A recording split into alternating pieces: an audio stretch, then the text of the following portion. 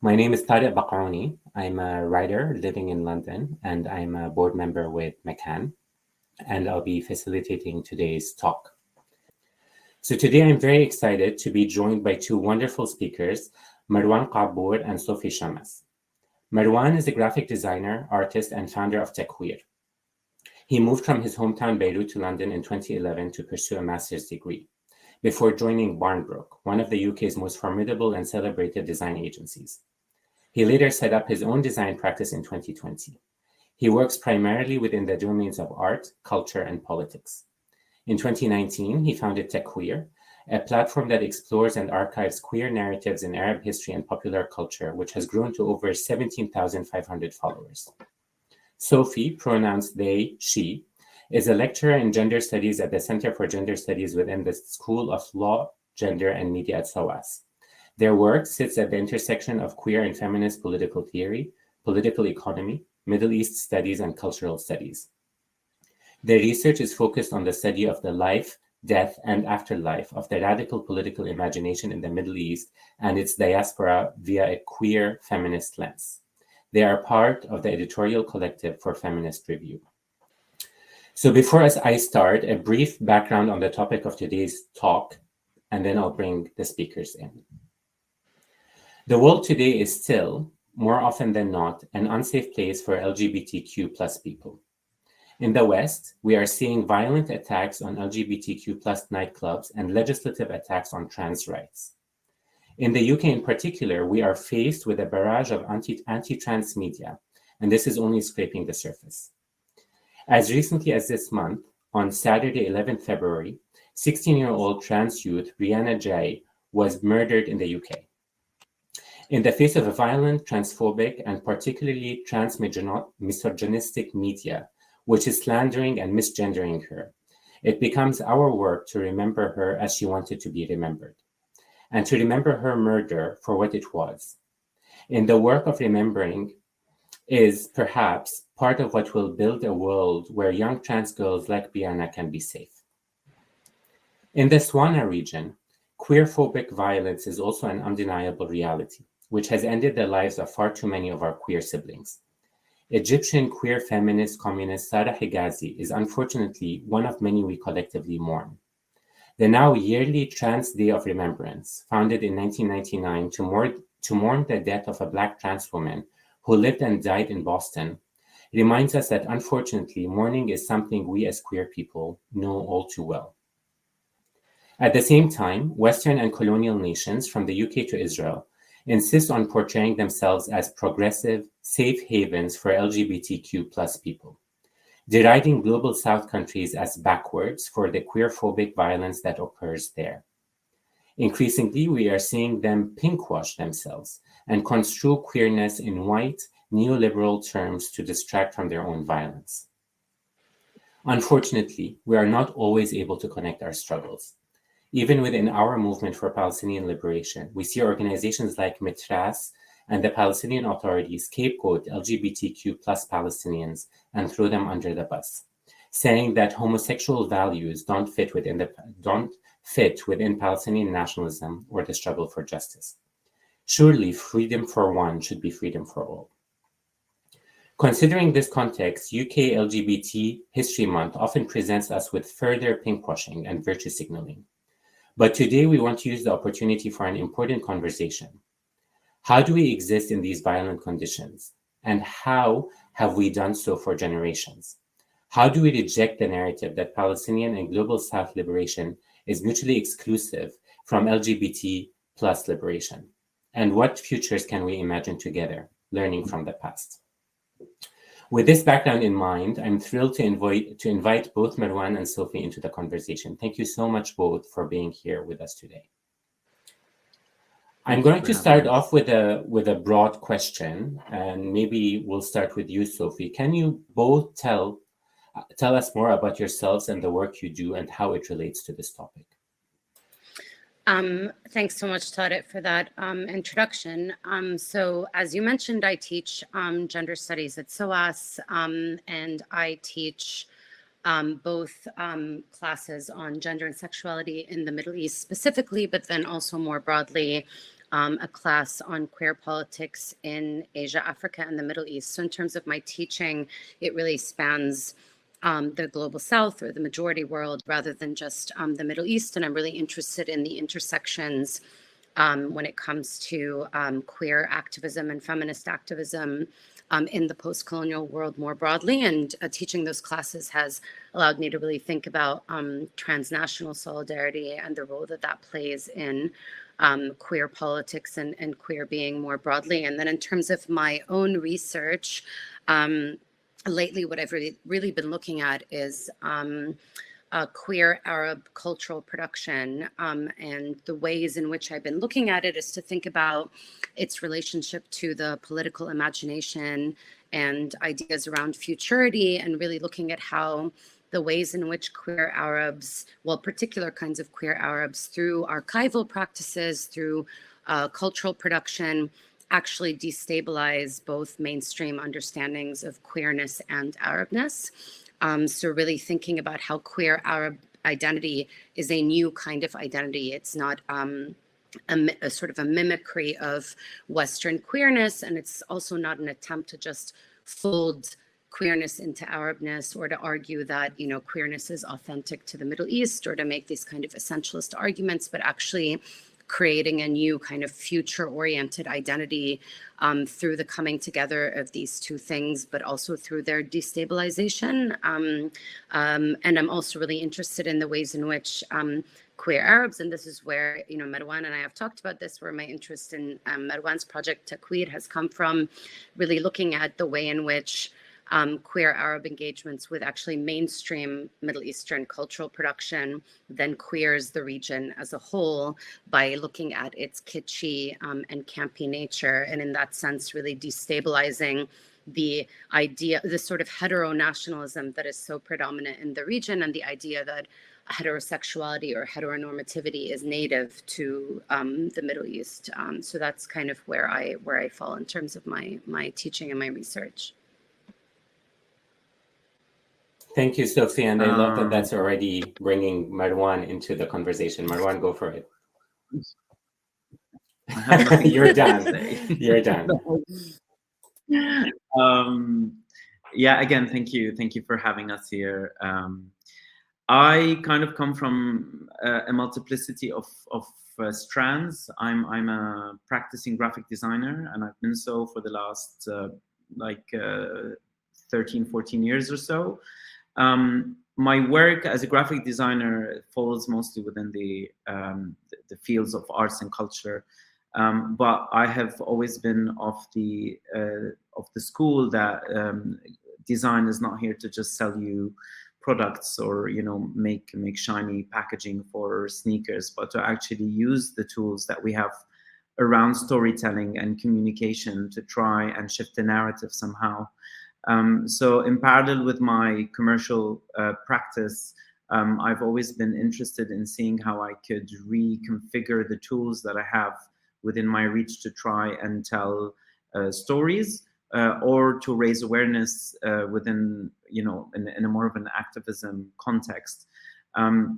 So with that in mind, there are two parts of my practice that feed into the conversation today. The first one, the obvious answer, which is Takwir. Takwir is a digital platform that I started towards the end of 2019 with the intention of, or the attempt to collect and archive queer narratives in Arab history and pop culture. And what that means is I try to go through my own history, my own cultural history, as well as that of the collective, as whatever falls under Arab or queer, and to try and excavate moments that I feel belong in that history. So to look back at it with a queer lens. And I do that by using the infrastructure of Instagram as a space to collect these instances. And out of that project, I then produce more focused work. I'm in the process of developing the first publication to come out of Takwir, which is a study of Arabic dialects in queerness. On the side, I also am, I'm Lebanese myself, but I've been vocal about my support to the Palestinian cause from the get-go. That's the kind of the environment I grew up in. And I also use my graphic design skills to try and communicate with my, with my following on social media, to try and empower people with the knowledge they need to fight back, using language, essentially. So I produce graphics that try to break down what is seen as complex language and narratives around the Palestinian struggle for decolonization, and to try and allow space for people who might be less informed to engage in conversation and to kind of fight back with the Zionist narrative. So that I do kind of on my own account versus Queer, which focuses on the other stuff. But that's not to say that the two are not interconnected. So yeah. Thank you, Marwan. I think that the two are very much interconnected, as you say, and I think actually so much about the Palestinian struggle for liberation can be viewed through a queer liberationist trend. Queer theory has taught us so much about the Palestinian narrative and how we think about liberation. So I'm sure we'll get into some of that throughout the course of our conversation. So the next question I want to ask you is, we often see terms like LGBTQ or LGBT plus, lesbian, gay, and then queer, and then terms such as queer used interchangeably. What are the histories of these terms? What do they mean to you, and how are they useful for our present and future work? Maybe Marwan, we'll start with you this time. Sure. I'm not the most knowledgeable about the specific history. However, I have some limited information. Queer is, I think, historically speaking, an older term than LGBT. Queer, it was a derogatory term to kind of refer to someone who is seen as unusual or outside of the norm. It would also refer to people who fall out of the, the normative gender or sexual behavior. So they were seen as queer, as odd, unusual, which is funnily enough synonymous with the word shadh, which we use in Arabic to refer to, which is an Arabic derogatory term to refer to queer people as well. However, I think sometime between the 70s and the 80s, there was a lot of radical, particularly feminist movements who were trying to reclaim that term and re-inject it with some, with the political nature of the queer liberation movement. And perhaps I think within the last 10 years, it has very much entered the mainstream, and it now is used quite commonly to refer to anyone who falls outside of, the cisgendered hetero categorization. It is in the same instance a word that is inclusive and kind of erases the divisions between the different members of the queer community, the L, the G, the B, and the T, and so on, which I feel is a double-edged sword somehow, but we can get to that discussion. LGBT, I think was again probably 80s, around the like queer liberation movements, possibly. I mean, I really need to be like fact checked on all of this, but possibly in the United States, when mainly at the time, like mainstream activist groups were trying to organize to try and start to lobby for changes in the laws. And in the beginning, I think it was like lesbian and gay, and then they realized that they need to include those who have really kickstarted the riots, and then trans and bisexual people were added to the acronym, and it has been expanding ever since to be more inclusive. So LGBTQ or LGBTQIA or LGBTQIA+. It's a mouthful. So that's my own understanding of the histories of the two words, what they mean to me personally. It's funny because like LGBT is I find quite a very neutral term. it's descriptive, and it's the most, I think, people might feel at ease with. Speaking from my own experience, it was very difficult for me to refer to myself as gay for a very long time. So using all of these other words seemed easier. While now I feel for quite some time I find queer, presenting myself as queer was a far easier thing, because I don't need to define what it is. All I'm saying is I fall outside of the norm of what my sexual or gender identity is supposed to dictate. So that's kind of where I stand. Although I'm very happy with gay or even faggot. Sorry about that. Sophie? Yeah, so I agree with everything Marwan said. Maybe just by way of just elaborating a little bit on the history. So in terms of the way in which queer was reclaimed, this happens at a very particular moment in time, and it happens at the height of the beginning and the height of activism around the AIDS epidemic, and it's really groups like ACT UP and Queer Nation, and particularly women and people of color who are part of these groups, who are very frustrated with the single issue kind of atomized identity politics of white cis gay men in the face of a government. And we're talking here, we are talking about a history that develops very specifically in the US. And then, I think we will talk later about how words travel and how concepts travel. But, in the face of a governmental machine that was,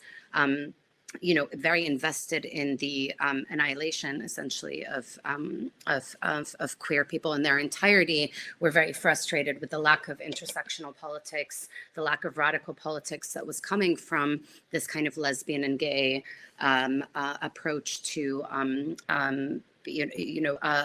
lobbying around sexual rights, and so you really see the development of queer as an anti-normative, kind of shame-based politics, kind of refusing respectability.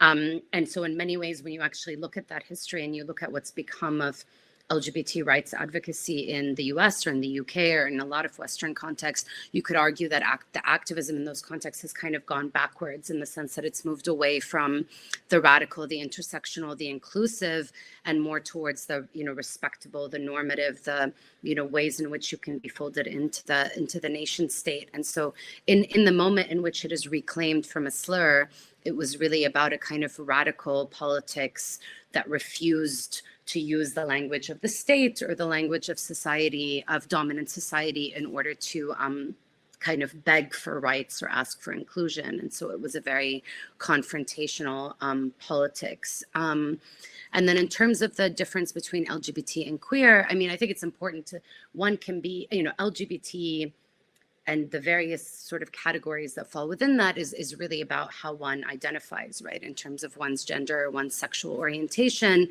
I think, that is of course an important thing, right? So if you think about, living in the UK, the Equalities Act, protected characteristics, being able to identify yourself as marginalized and therefore either at risk or in need of particular adjustments, be they from the government or your workplace or whatever. Those are important things. Being able to identify yourself as part of a marginalized community that is that is at risk of harm. I think a person, one can be LGBT and not queer. One can be LGBT and queer. And I would argue, and others would too, but it is somewhat controversial, that one could be queer and not LGBT. And that is something that a lot of people in Middle East studies and post-colonial studies more broadly have argued, that if we think about queer as the anti-normative and we think about queering as a practice that states engage in when it's about, making certain populations deviant or criminalizing certain populations, that then shifts how we think about who is and who is not queer. If we're thinking about who is being labeled a deviant and therefore being subjected to particular kinds of harm or particular kinds of danger because of that deviance. And I think when we think about queering as deviating from norms of gender and sexuality, again, it differs from context to context. So you could argue in a Middle Eastern context, the figure of the spinster, which in the West might not be a queer figure if that person is cis and straight. In a Middle Eastern context, given the ways in which the female spinster is talked about, you could argue that person could potentially be conceived of as queer. So I think with queer, I get also kind of on a last point, another kind of thing that differentiates it is that it can be a noun, it can be a descriptor, but it's also a verb. So to engage in queering, and a lot of queer theorists would argue that queer cannot be an identity, that it's actually about becoming, it's an orientation, and it's about destabilization and undoing identities and undoing norms rather than stabilizing identities or stabilizing norms. So to me, that's also another way in which we can think of that as being different to LGBTQI plus as a category. That's brilliant, Sophie. Thank you. Also, I mean, just from my own personal engagement with some of these terms, I also noticed that there's a generational gap as well in terms of how people relate to some of these terms. So some people who, were very active in the earlier manifestations of the movement for queer rights might be more comfortable expressing themselves as gay and not necessarily as queer. There's an age generational dimension there. So this talk today is marking UK LGBT History Month. How can we consider excavating queer stories and histories and remembering them as political work? Whose histories are we talking about exactly? And what political consequences does this have? Sophie, we'll start with you this time.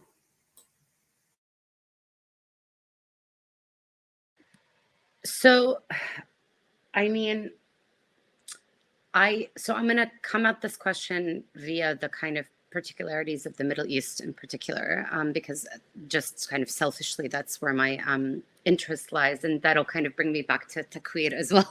So I'll set it up a little bit for Marwan.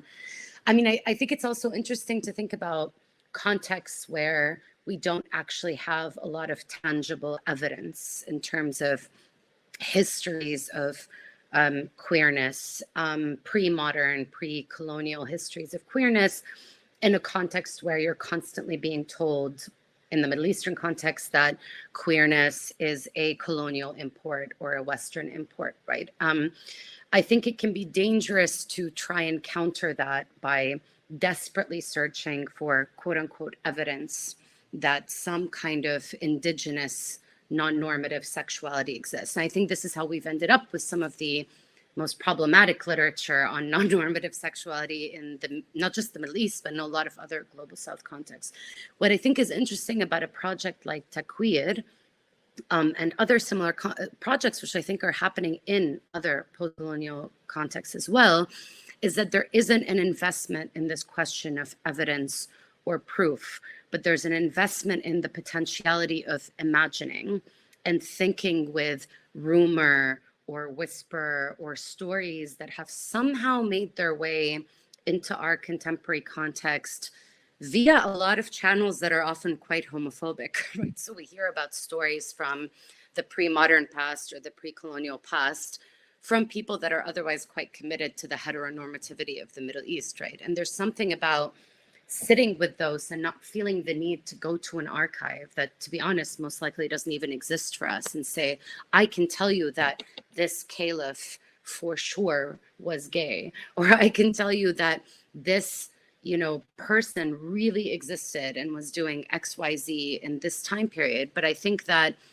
there's something about this kind of this sort of thinking about the what ifs of our history and imagining into the kind of empty spaces or the omissions within our history that it's quite productive. And that's kind of where what I've really been trying to think about lately of what do you do when you don't have something tangible to dig into in terms of an archive. and you're constantly being told that you are inauthentic to the region that you're from, or you're not indigenous to the region that you're from. And what I see with projects like Takwira is a refusal of that, you know, that call to prove your indigeneity, or to prove your nativity or whatever, and then to otherwise just kind of play with history and to say, you know, well, if these rumors exist and these whispers exist, that's enough, if that makes sense. And then you almost, what you end up doing is your focus becomes on the future of queer Arabness rather than the past of queer Arabness. And I feel like that is, to me, much more productive in terms of, what if queer Arabness was a completely new thing? It was not queerness that the way the West defines it, and it's not Arabness the way the Arab world defines it, but through this kind of process of speculating, and then speculating about history, but then also looking at kitschy cultural production and the camp of the region, you actually produce something new. And so I've become much more interested in the question of futurity than the question of history, because I feel like it can actually do us a disservice sometimes to be overly preoccupied with the question of history, if that makes sense. Again, I have very little to add. Yeah, but to pick up on that point, yes, I think, and I do need to stress this, there is a legitimate argument to say that yes, there were like the colonial powers that introduced a lot of laws that decriminalized homosexuality and so on, moved our trajectory in a certain way, and that there's a lot of undoing to kind of try to move forward. However, that does not mean and should not imply that things were great and perfect and queer and now they're not. And I think a lot of us seem to be stuck in that argument, and it actually hinders us from moving on, because all that we seem to be interested in doing is to go back to those times we have very little information about. We have no actual way of knowing how people lived there. All we have are fleeting instances and this is where my work is trying to engage with. I'm not trying to say the past was good and today is bad, but what I'm trying to say is I'm going back into the history and the popular culture that is available to me, that is accessible to me, and I'm trying to kind of scan it with a lens where I feel there might be a queer character that has played a part in a story of sorts. There was a queer behavior, or there were a kind of poetry that winks at a queer kind of practice. And I'm trying to put those together and try to say, by creating a collective site of instances, of fleeting instances, and to kind of build on what Sophie was saying, a lot of which cannot be scientifically proven. I'm not an academic here, honestly. I don't come from an academic background, and all I could do is skim through the internet, through the books, and try to kind of present what I feel seems to be an entry in the history of queer Arabness, and the present, not just the history. And of course, there's a political impact to that. Again, Sophie mentioned it. It's about destabilizing or disturbing the normal way of operation. And it's to say that all of those things that you have spent so much time, and by you I mean the family, the state, the media, the politicians, even your friends who are trying to convince you with their parents' principles because what you're doing seems to be wrong. All of those factors don't hold up. Your argument doesn't hold up. And it's to me, it is more about showing what I have discovered. And I'm like, but you keep telling me that I'm wrong and immoral and this and that, but like, look at how all of this history you want to go back to, look at how it was acting. And it's interesting that you want me to kind of be, be more genuine to my roots when my roots are actually standing by me and not against me. So I think there's a lot of value in this process of excavation and the process of imagination, because all I can rely on is hearsay and alleged rumors that you find in footnotes. Most of the interesting stuff that I find on TechQueer are usually dug, like are citations or footnotes or a fleeting word. It's never the main thing. What I'm doing is I take it from the bottom of the page and put it at the top and see what can happen. Which in itself is an incredible work of excavation, because if you put the spotlight on things that are marginalized or things that are, buried deep, is already shifting the way that we engage with this material. I mean, the other thing that I wanted to add, hearing you both speak about this, is this search for this past, the pre-colonial past, is a quest for a kind of purity that doesn't exist, as if you can imagine the global South in isolation from the rest of the world, and as if there's a search for a purity. It's almost like the mission is set up to fail. Whereas when the way that you two talk about the histories of queerness, it's more complex, and it's more multidimensional, and it's more real and gritty and messy. And I think in that way it reflects a lot more of the truth of the histories of queer communities in the region. Not just in the region, but globally. We spoke a bit at the beginning about how we can transcend sort of some of this work is transnational. So my next question is really about that lens. So what can the wider anti-colonial struggle in the region, but more broadly, learn from queer histories and struggles? And here specifically, I want to introduce the notion of pinkwashing, which has gained a lot of traction recently. What can we learn? How useful is this notion of pinkwashing in framing this conversation? Maybe Marwan, we'll start with you this time. I think, for me, from the get-go, to think about these struggles as separate is counterproductive. I think what we aim to do with decolonial practices is to undo the dominant patriarchal, the dominant capitalist system, which out of which all of these struggles come out of.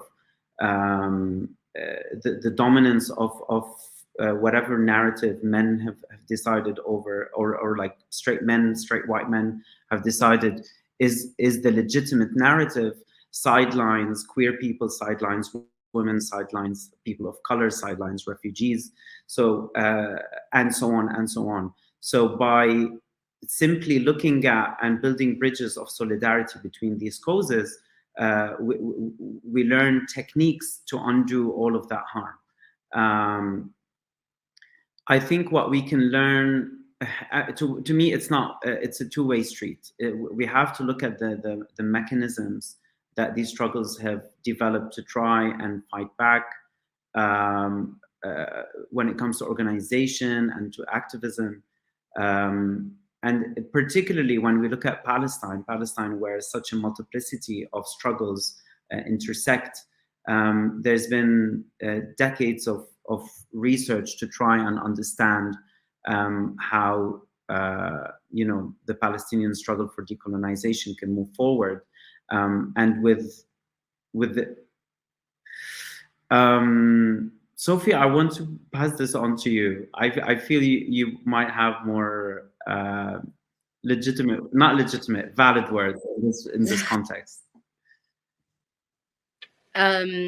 Yeah, I think that, I can build on that. A couple of things. I think part of this question kind of also points to the importance of studying or learning the history of how the majority world gets heterosexualized, right? Because the categories of heterosexuality and homosexuality haven't existed since time immemorial, right? They have a particular history. The kind of categorization of sexuality, the naturalization of sexuality, is something that happens with the rise of the bourgeoisie in Europe, and is deeply entangled with the colonial period, right? So we can't understand the heterosexualization of the majority world without thinking about colonialism. There's a reason why most of the penal codes in post-colonial countries that criminalize what's often called sex contrary to nature or same-sex relations are colonial hangovers, right? And so it is imperative that we think about the project of about decolonizing and anti-colonialism as also a project of fighting heteronormativity and the heterosexualization of the world, right? I think some of the best scholarship and activism that's been done around this has happened in the Palestinian context. So if you look at a group like Al-Qaus, a lot of what Al-Qaus has argued has been against, of course, the pinkwashing that the Israeli regime is engaged in, but then also I think what is kind of less reported on in terms of Al-Qaus's work outside of academia is that so much of what they've tried to do is highlight that the heteronormative, kind of misogynistic and queerphobic nature of the Palestinian nationalist movement, if we want to understand that, we have to actually think about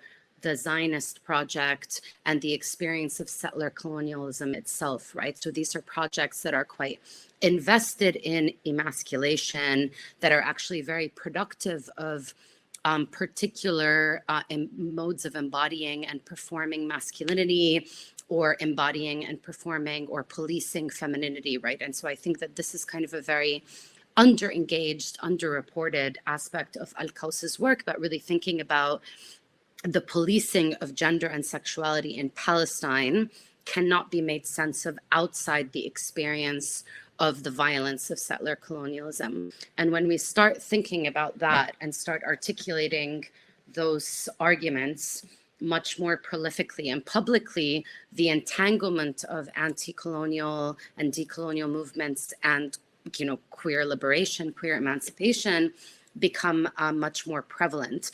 And I think the other side of this, to go back to pinkwashing, is also to talk about the fact that, you know, the West is not, you know, New York, San Francisco, London, Berlin. These are not the queer-friendly spaces that people think they are. They are queer-friendly. Well, they're, you know, usually LGB-friendly. And, you know, when we're seeing the horrific moral panics around trans people in the UK right now, and trans women in particular, right? So there is a very particular kind of subject that is allowed to exist as somewhat non-normative in these spaces, right? So on the one hand, you have to be positioned vis-a-vis the nation state in particular ways, and you have to be positioned vis-a-vis the economy in particular ways. And for the most part, trans people, asylum seekers, the working classes, people of color, these are all outside of that. These are not people that are benefiting of DC being a queer-friendly city or New York being a queer-friendly city. These are people whose disposability is actually made and whose death and marginalization is made invisible by the reputations that these cities have. So it's also really important to think about how Western countries benefit off of pinkwashing, right? So how that is, how they weaponize their reputations as queer-friendly to enable either military, political, or economic interventions in other contexts. And I think it's important not just to highlight that, but to highlight the fact that a lot of the majority of queer people who live within their borders do not benefit off of this so-called reputation, right? It's not just migrants, like I said, but also trans people, people of color, etc. So yeah, those are the two things that I would say around that. Marwan, I feel like you want to add something. Go for it. Yeah. No, just a small point is that one of the most invisible kind of impacts of the capitalist system, it's its amazing ability to, like a sponge, it soaks up things that are completely drenched with power to change, with political power to change. It takes that power to change completely out of it and then spits it out into society, completely devoid of any ability to make change. So as soon As soon as you see on a mass scale commercial enterprises, organizations, politicians starting to put in their bios BLM, trying to have a rainbow flag, you know that that spells the death of that issue as it is being discussed in the media or in the mainstream. So always doubt. As soon as you see those who withhold power trying to parrot the words that you are saying in your, as a legitimate fighter for a cause, know that there's something not right going on, and try to question what is going on and see who is it that is not benefiting out of that practice. That's it. Thank you, Marwan. Agreed completely. I want to add just a tiny sort of reflection that I have on this, which is the element of time as well, temporality. I think when we're thinking about queerness, for me, what happened last summer, I don't know if people who are listening in had followed what was happening, but Mitras, which is a key organization in Palestine, a think tank, put forward a statement talking about, I said it a bit in the introduction, about homosexual values not being part of the Palestinian struggle. And for me, what that means is there's often, and this isn't just around queer rights, it's also around the rights of women and feminist movements. And a lot of the struggles for social justice are set aside until you can get that kind of liberation that's imagined in a statist way, the national kind of liberation. And for me, what queerness does, or queer theory does, is it allows us to think about what liberation looks like, even when we are still under oppression. So how can liberation exist among individuals and among communities in the movement for that broader liberation that we want to be thinking about on a state level? So I think once we come out of that sort of vision of understanding the world in a patriarchal, nationalistic, statist way, actually, once we break out of that, queerness allows us to think about liberation in a much more present way, and in a way that's much more grassroots and present in terms of our communities and in terms of our families, how we imagine solidarity and how we imagine struggle for emancipation. And so I think that what pinkwashing does, and what these kinds of, as you say, Marwan, this corporatization of things like BLM or the rainbow flag or all of that, what they're doing actually is sustaining these regimes of oppression. And underneath that is where queerness exists, and where queerness can then exist in an asymmetric form or an asymmetric struggle to allow us to imagine different kinds of liberation and different kinds of justice. So I think there's also just the idea of, do we wait until liberation happens and then we're stuck in that imagined liberation that's nationalistic and patriarchal, or do we think of liberation in the now? Sort of outside of these systems. But which leads me to the final question that I would love your thoughts on, which is this idea of imagining, this idea of looking towards the future. So if we turn back and we think about our queer histories, and I just talked a bit about our queer presence and how we can create bubbles of liberation in our communities today, how do we think about going forward? How do we avoid maybe replicating some of the detrimental aspects of our past? How do we think about queer and political imaginations? Sophie, maybe I'll start with you this time. Yeah, that's a great and very difficult question. I think something I've been thinking a lot about, or that's come up for me through, I guess, teaching really, has been, I think in a weird way, those of us who are in contexts of where same-sex relations are still criminalized, where non-normativity more broadly is still criminalized, we've been able to witness the trajectory of LGBT rights activism and queer activism elsewhere, right? So we've seen the move from the sort of more radical moments of the 60s, 70s, 80s, 90s to the kind of homo nationalist, homo capitalist kind of, take that we see, right, with the corporatization of pride and all of these things. And so I think what I've often say to students is, I think if you're trying to figure out how to organize from scratch, you also, at the very least, are able to witness the consequences of those modes of activism for the most marginalized among you.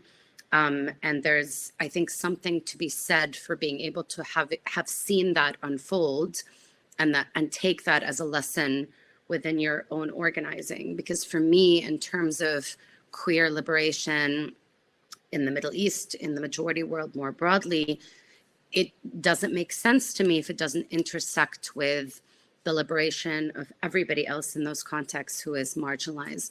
And what I have seen is that, you know, there is a very interesting kind of, I mean, I see those tensions. I think about Lebanon because that's the context I know most. And so Lebanon, for example, has a quite NGOized LGBT rights movement, but it also has a very robust radical queer underground. And when you look at the activists who most work actively in solidarity with refugees and with migrant domestic workers, for example, in Lebanon, you will often find that those are queer feminist or feminist activists. And so I feel like that kind of work around how we go forward and what kind of future we build is already happening in that sense of there's a kind of queer politics being imagined in the region and playing out in the region that is really this kind of intersectional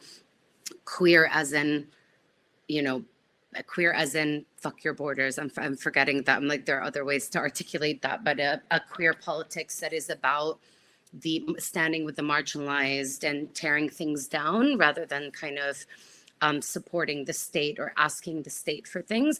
And it exists in tension with an LGBT rights movement that is funded by Western organizations and that, of course, provides important service provision, which, you know, we have to take seriously and we shouldn't be dismissing. But I find that tension really productive to think with. And I feel like it's important for those who are involved in the kind of LGBT NGO advocacy side of things, while recognizing that they're providing really important services, to kind of look at the organizations from which they're getting funding and think about the things that those organizations are entangled with, be it homo nationalism or homo capitalism or whatever. So that's kind of a long-winded way of trying to say that I think we've seen the kind of depletion of queer radicalism in the West, and it's important to take that as a lesson in our own region, in our own context, be that a diasporic context or the regional context, to not give up on that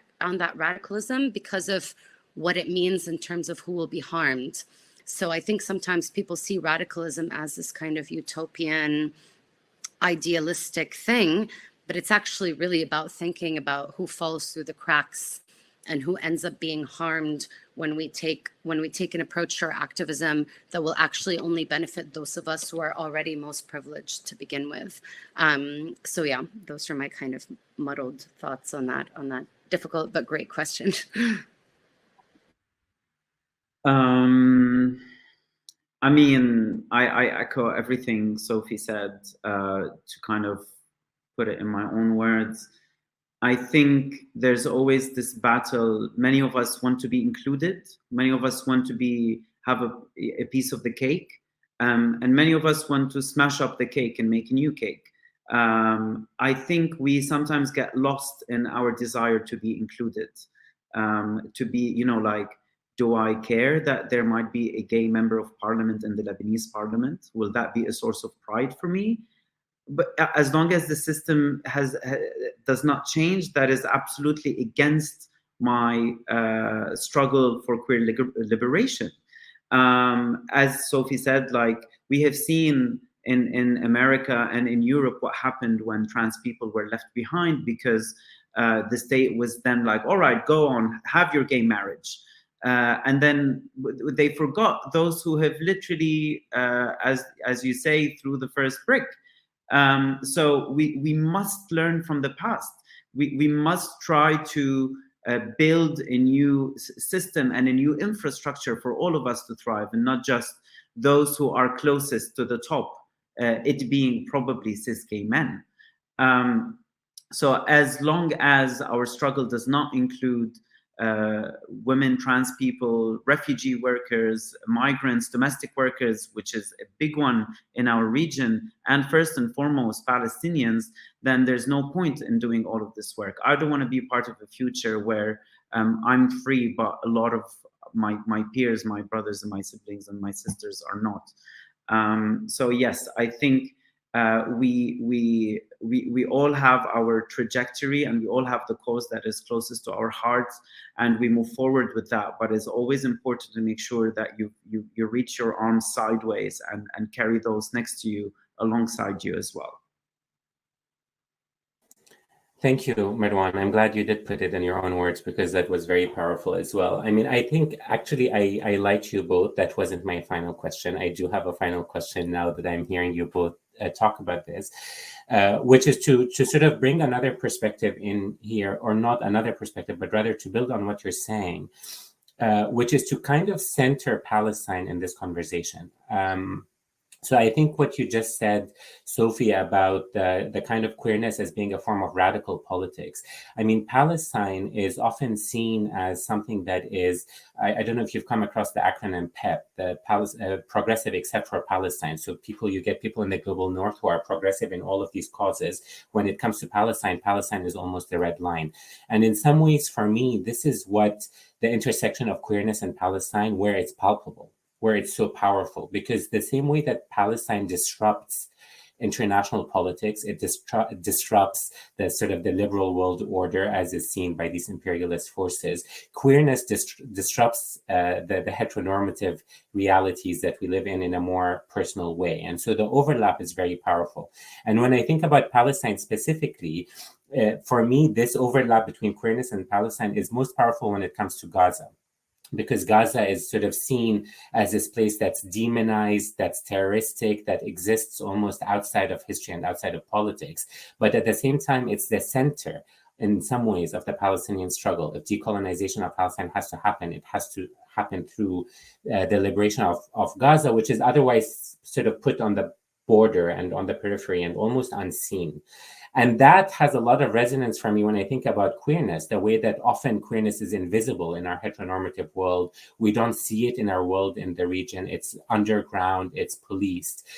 So when we think about, queerness in Palestine, there's a lot for me there around liberation in the region. If we want to break out of thinking about, the revolutions that have happened in the past decade, we really do need to be thinking in a regional lens. And I think queerness and queer liberation really speaks a lot to that kind of politics.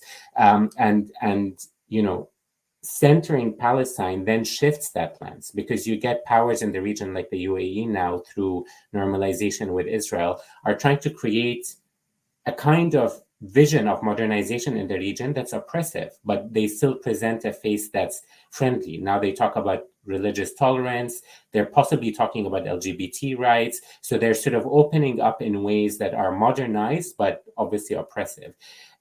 Palestine disrupts that, and queerness disrupts that. So I'd love, actually, since it is a McCann talk, just to sort of end with a reflection, if you have one, on that relationship between queerness and Palestine, if you think of it in similar ways, what it means to you.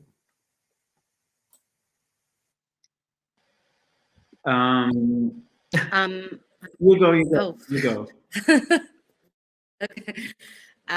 Yeah, I mean, this is actually something I've been thinking. Well, something I currently have written about. So I've been thinking a lot about what it means for non-Palestinian queer Arabs to connect their queerness to Palestine, especially in the wake of essentially regional normalization, or the increasing normalization. And so, to kind of give a concrete example, one of the ways that I've been thinking about this lately is by engaging with Mishru Aleila's video clip for Cavalry, right? So really thinking about a band that, in a moment when it found itself marginalized in the region because of the queerness of its front person, and because of the front person's because of the band's lyrical and musical engagement with gender and sexuality, trying to think about what it means that the band, in the aftermath of the rainbow flag incident, for example, in Cairo, actually chooses to kind of fuse itself or associate itself with Palestine and with Palestinian resistance in a moment when Palestine no longer seems to be that central to the Arab imaginary, right? So we're seeing an attempt to detach Palestine from the Arab imaginary. And so I think that there's a lot of radical political potential in queer Arabs actually, making the case that their liberation is deeply entangled with the liberation of Palestine. Obviously, these are very different, if we're talking about non-Palestinian queer Arabs, very different causes, but at the same time, they are entangled if we're talking about the entanglement of colonialism and heteronormativity and everything. And so I think that it's become very interesting for me, and Marwan was talking about this earlier as well, right? So, we are actually seeing, in terms of radical queer Arab spaces, as the region moves away from Palestine, we're seeing queer Arabs move more towards Palestine, at least those that express or those that embody a particular radical politics, right? So in a moment when you could actually be making the case to the state, I mean, you mentioned the UAE. I think the UAE has recently allowed couples, non-married couples, to live together. That was part of their kind of wink, wink, nod, nod to queer couples, right? And so the kind of rumor has it kind of situation in the UAE is that now gay couples especially are tolerated. And so this is a moment when you could envision that non-Palestinian queer Arabs would say this is a great opportunity to go full homo nationalism, make the case. This is a great moment. It's great economically. And we're seeing a refusal of that. And my hope is that that becomes a kind of domino effect, right? But for me, it is, amidst all the horror in the region, really actually a beautiful thing to see, some of the most marginalized people in the region say that actually I'm going to continue to articulate my identity in relation to the other people in the region that are most marginalized, even as those people become more and more demonized, and I get the opportunity to actually maybe become normalized, right? And again, this applies to Palestine, but also to refugee Palestinian and Syrian refugees and migrant domestic workers, etc. So I think there's something about Palestine and about the queer Arab engagement with Palestine that is kind of weirdly productive of a different kind of regionalism, a different kind of, dare I say it, Arab nationalism, sans the problematics of Arab nationalism as we know it. There's a real potentiality there, I think, that has yet to be properly excavated, but I think it exists, again, in the cultural spheres, which is where a lot of queer Arab activism in its more radical form actually lives. And it's just not being paid as much attention to as the kind of more LGBT rights NGO stuff that academics and journalists tend to look at. I mean, this is a point that we've touched on before, but the two exist side by side, and this is nothing. And by two, I mean the queer liberation and the liberation of the Palestinian people. If we look back at the history of the Palestinian movement, we see a very left-wing progressive movement that not only was it like for liberation, but it centered women and women fighters and women activists at the same time. It brought to the forefront cultural production, music, cinema, literature, and so on. So already the Palestinian movement, its infrastructure was very progressive, and it brought into it a lot of different people who fall outside of the norm or who would not normally be seen as pivotal to a political movement. And clearly, to me, there is space for queer liberation in that. We've seen that in the past. The Black Panthers have reached out to the gay liberation movement back in the day. There's Bayard Rustin, who was part of the civil rights movement, who was very much next to Martin Luther King, who was openly gay. We have seen examples of the leaders of different struggles or representatives of different struggles coming together to push forward for the liberation of all.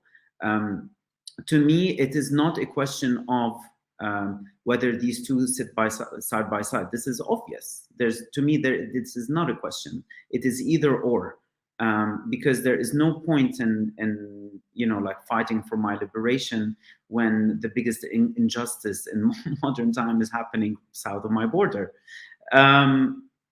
So this is, yeah. I mean, I think that's it. It's about. I think if you feel that you as an individual and you belong to the wider queer community and you are interested within an Arab context, you're interested in fighting for the liberation of your community, and you don't take on board the Palestinian cause as well as all of the other just causes in our region, then you're just not doing it right. And you simply need to re-question your moral values and get them in shape. Brilliant. So thank you, Marwan. Okay, I mean, I could talk to both of you forever, but I think our listeners are wanting to ask a few questions. So Sarah and Sarona have very kindly compiled them. So the first question that's coming at you is, how do we move beyond fixations on purity and modernity, as you mentioned, birthed from coloniality, in the fight for liberation? I don't know if either one of you would like to take that on. So let me say it again. How do we move beyond fixations on purity and modernity in the fight for liberation?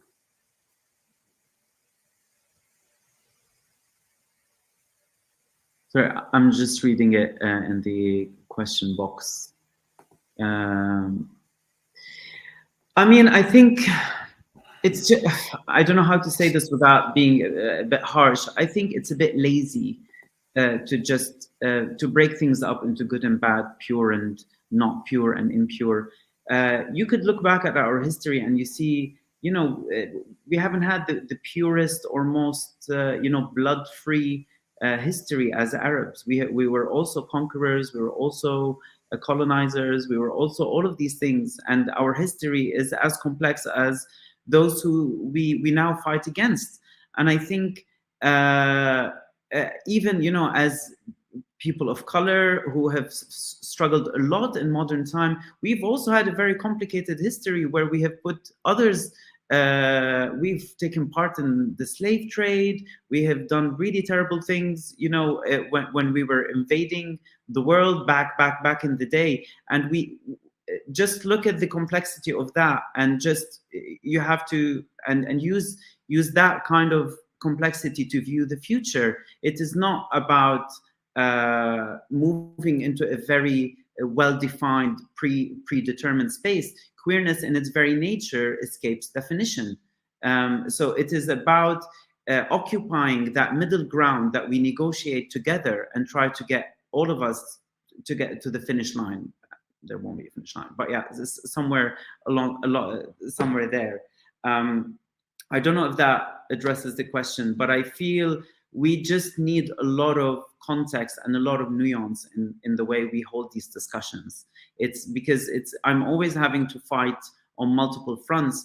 I'm trying to kind of fight against the Westerner who's telling me I'm backwards, I'm like homophobic, etc. And then fighting with my own people to try and prove my worthiness of existing.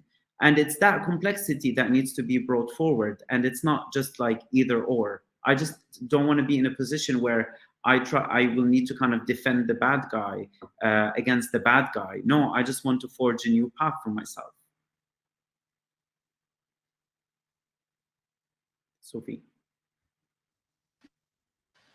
Yeah, I just say on the question of purity, I mean, there is no bounded, like there's no identity that there is no, if we take the Middle East has never been a bounded place, even prior to the colonial period. So our identities have always been products of encounters with others. And I think it's important when we think about, especially terms that have a history that we can trace to a particular period of time. So queer theory, for example, does emerge in the United States. The kind of queer politics as we know it today does have, in terms of that terminology, queer politics, does have an origin in the United States. That doesn't mean that when people then engage queer theory or use the term queer or use the term LGBT, the acronym LGBT, even if it has a particular history, doesn't mean that when they use it, that they're just imbibing something from the outside, or they're just kind of importing something, right? Because everything is a product. The way that you encounter and engage with that term is in relation to your own locality and your own particular experiences. So it becomes something new. So I'm a fan of the kind of Marxist dialectic lens of, two things come together, they produce something new, actually. So when someone in Lebanon tells you they're queer, it's not going to mean the same thing as somebody in New York telling you they're queer, not because there's an essential or authentic New York queerness versus Beirut queerness, but because those people are having particular experiences in different parts of the world. And so that word is going to mean something to them.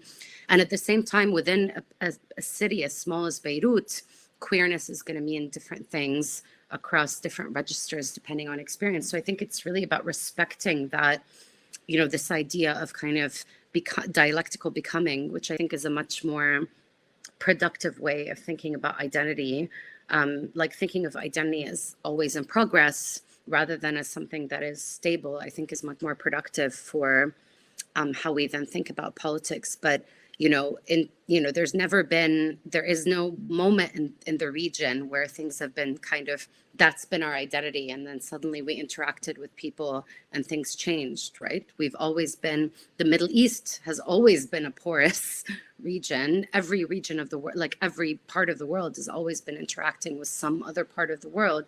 And so there is no pure identity, right? So I think it's a great question in terms of what is purity. Actually, there is no such thing as purity. And so it's actually worth just throwing that in the trash at the end of the day. Agreed, 100%. So I have one final question. We have time for one last question, which I think is an interesting one. So how do you see the balance between poetics and theory on the one hand, and praxis on the other hand, in queer and Palestinian liberation? How do you think about those two ends? Sophie, this is yours. I think it's a great question. I feel like I'm going to go into like teacher mode and say what I say to students about writing poetically. I think poetics are great, and they're very, very important when they help establish the kind of emotional and affective infrastructure we need to keep going in the face of the most insurmountable odds and routine failure. And, especially in a context like Palestine, where you are up against a settler colonial machine that is being fed by the most powerful countries in the world, the poetics of liberation, of resistance, are very important because they literally fuel you viscerally, right? My issue with poetics is when they become incomprehensible, or when they become the only thing that we're engaged in, right? So I think